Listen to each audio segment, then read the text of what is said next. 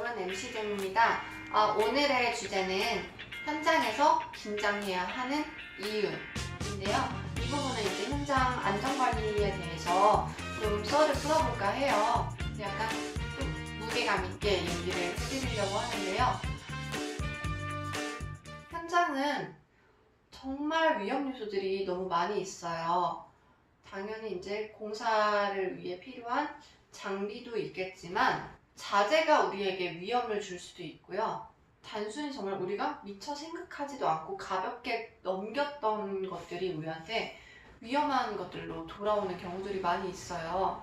일단 그중 첫 번째는 바로 먼지, 쓰레기. 이것들이 왜 무섭냐? 작업을 하다 보니까 쓰레기가 굉장히 많이 나와요.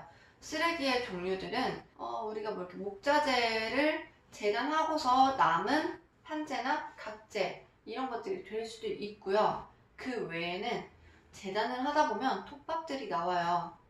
이런 톱밥들, 이게 뭐가 무서워요? 뭐 공기 중으로 흡입이 돼서? 전혀 아니에요. 이 톱밥이 어느 순간 쌓이게 되면 이 톱밥을 지나가다가 밟고 미끄러지는 경우들이 있어요. 그럼 여기서 2차적인 사고가 생기게 되는 거예요. 미끄러지면서 넘어졌는데 하필이면 내 등 뒤에 각재들이 널브러져 있던 거죠. 그러면 그 각재 위로 넘어지면서 골절을 입을 수도 있고, 아니면 그 각재에 혹시라도 못이라도 하나 박혀 있어 봐요. 그러면 정말 큰 2차 사고로 이어질 수가 있거든요. 그래서 그만큼 우리가 전혀 신경 못 썼던 그런 톱밥이 위험 요소가 되는가 하면, 용접을 할 때 이 불똥이 생각보다 많이 위험해요. 문제는 작업을 하는 사람은 보호경을 끼고 장갑을 끼고 작업을 하고 있지만 그 주변을 지나가는 사람들, 이 불똥이 생각보다 반경이 멀리까지도 튀어요. 정말로 작게는 옷이 타는 정도라면 괜찮지만, 이게 그 근처에 있는 유리에 불똥이 튀게 되면 유리가 순간적으로 깨져버려요. 그럼 그 유리가 깨지면서 유리 조각에 내 몸이 상처가 이제 상해를 입을 수도 있고, 아니면 가령 2층에서 용접을 하고 있는 과정에 그 2층 밑에 1층이 이제 약간 필로티 구조의 주차장 들어가는 진입로예요. 그쪽으로 아무 생각 없이 주차 입구를 차단을 했는데 무시하고 들어가는 차량이 그 불똥의 앞유리가 맞아서 그 유리가 다 깨져버리는 상황이 있었어요. 다행인 건 차의 유리는 비산을 막기 때문에 깨지기만 하지 파편이 날아가진 않거든요. 하지만 그게 일반 유리였다면, 또 그 유리를 사람이 들고 있거나 아니면 근처에 사람이 있었다면 그 유리가 깨지면서 정말 사람이 크게 다칠 수도 있는 경우가 있고요. 비슷한 과정인데, 유리 작업을 하고 있던 중에 우리 이제 뭐 실리콘을 제거하다 보면은 유리가 이제 아무래도 떨어질 수밖에 없죠. 접착력이 없어지기 때문에 실리콘을 제거하면 그 유리가 떨어지면서 옆에 있던 다른 인부가 그 떨어지는 유리에 다리가 깔려서 정말로 크게 상처를 입은 적도 있어요. 우리는 안전하기 위해서 목공 작업 재단을 할 때 장갑을 끼고 있어요.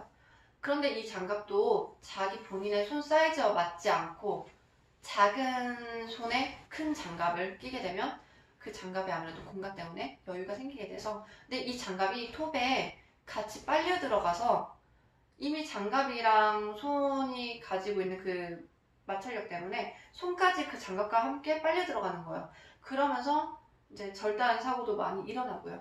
장갑 하나마저도 본인의 사이즈와 맞지 않은 장갑을 끼면 사고가 날 수 있어서 그런 것조차 조심을 해야 되고요. 그 다음으로는 단순한 사고들은 이런 것들도 있어요. 현장에는 아무래도 못이나 작은 타카가 아니라 큰 타카핀들이 사용을 하면서 널브러질 수밖에 없어요. 그래서 저는 무조건 현장에서 청소를 늘 하는 편이에요. 근데 이 청소를 안 한다면은 미끄러진 사람이 넘어지면서 다치거나, 아니면 그 못이 예상치 못하게 누워있던 게 아니라 서 있는 걸 밟게 되거나, 이런 사고들도 꽤 비일비재하게 생기고요.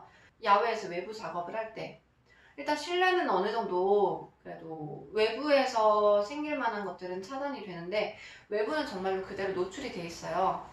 그 외부에서 무서운 것 중 하나는 바로 바람이에요.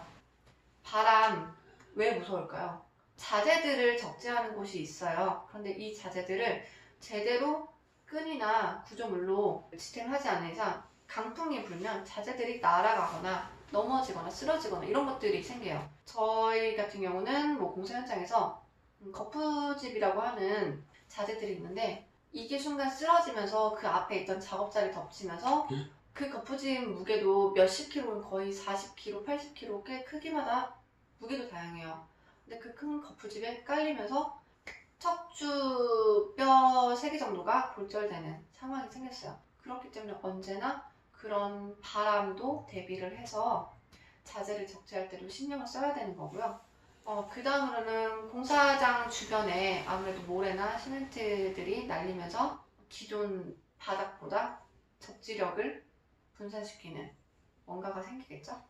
그 상황에서 큰 공사 트럭이 진입을 한다. 직진을 하는 것도 위험한데 코너링을 하고 있다. 그럼 정말로 큰 트럭은 자제력을 잃고 전도가 될 수도 있어요. 그렇기 때문에 언제나 현장 주변은 늘 깨끗하게 청소를 해줘야 되고요. 먼지도 물 청소로 깨끗이 보완을 해줘야 돼요. 안전사고를 대비해서 늘 안전 장비를 해주셨으면 좋겠고요. 가끔 이제 현장에서 막걸리 드시는 분들 제발 안 먹었으면 좋겠어요. 먹지 마요. 먹지 마. 예전에 그런 게 많았나 봐요. 제가 젊어서 그런가?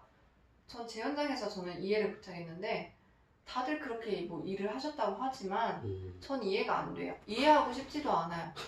술을 먹으면 일단 무조건 다친다라는 건 아니지만 내가 다칠 수도 있다라는 확률이 높아지는 거기 때문에 절대 뭐 막걸리는 정말 뭐 약주, 뭐 소주 한 잔 점심 먹으면서 안전을 위해서 안 먹었으면 좋겠고요.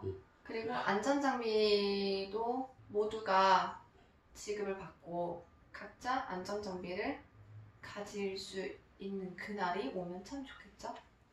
이 내용은 아무래도 사실 이제 이런 현장 쪽에서 종사하시는 분들에게 해드리는 얘기인 것 같기는 한데 굳이 현장에 종사하시는 분들이 아니더라도 우리 소비자분들 이렇게 지금 영상을 보고 계신 여러분들도 매사에 안전불감증 때문에 사고가 많이 난다고 하잖아요. 그래서 조금은 안전 민감증이 되어도 좋지 않을까라는 생각을 해요. 여러분들 모두 안전하고 행복한 하루 보내시고요. 안녕. 다음에 또 찾아뵐게요. 구독 눌러주세요.